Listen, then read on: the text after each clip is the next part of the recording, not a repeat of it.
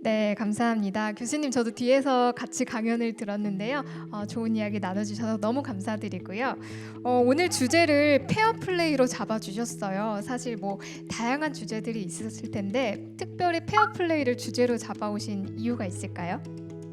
사실 상당히 많이 고민을 했습니다. 저도 어떤 학술적인 내가 연구하는 요즘 또 특히 4차 산업이 워낙 뜨고 있기 때문에 그런 부분하고 관련된 어떤 연구에 대한 이야기를 해볼까 하고 고민을 했었는데 요즘 코로나19 때문에 사실 그 온라인 수업을 하다가 오프라인으로 전환이 됐잖아요. 그래서 학생들하고 만나면서 특히 느꼈던 게 학생들이 성적에 너무나도 목을 매는 그래서 사실 저는 사회과학 쪽 경영학이기 때문에 그 과정을 많이 평가하는 편이어서 학생들에게 항상 너무 너희들 성적에 목매달리지 마라. 이 과정에 너희들이 노력을 하다 보면 더 좋은 성과를 얻을 수 있다. 이런 이야기들을 항상 하는데요. 그래서 그런 생각 때문에 학생들한테 페어플레이에 대해서 한번 우리가 생각해보는 시간을 가지면 어떨까. 그런 생각 때문에 이 주제를 선택을 했습니다.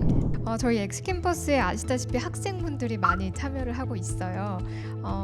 꿈을 위해서 이렇게 나아가고 있는 우리 청년들을 위한 선배로서의 조언 한마디 좀 부탁드려도 될까요?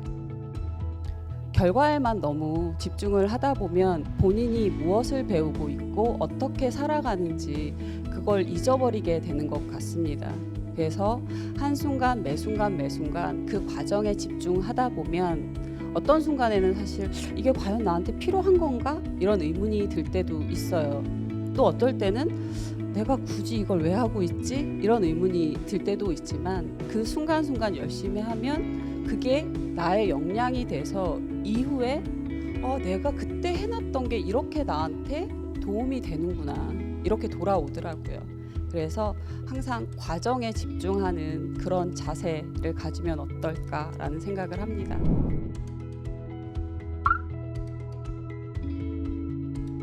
제가 인생을 살아오면서 느꼈던 거는 작은 반칙이라도 하지 않는 것이 내 마음이 편하다. 일단 그런 것 같아요. 남에게 큰 피해를 안 주는 거면 이 정도는 할 수 있지 않을까? 우리가 일상적으로 그렇게 되죠, 사실. 근데 그렇게 하고 나면 내 마음이 편하지가 않아요. 언제 뭔가 뒤가 찜찜하고. 그래서 좀 전에 계속 이 수업을 하면서도 제가 얘기했던 것처럼 어떤 가치 그런 것들에 집중하는 게 더 좋을 것 같습니다.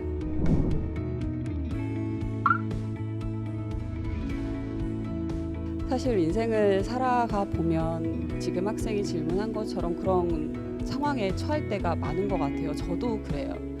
근데 그 순간은 그렇지만 주위에서 다른 누군가는 그런 나를 지켜보고 그것들을 쌓아서 나를 인정해주는 사람들이 있습니다. 정말 있더라고요.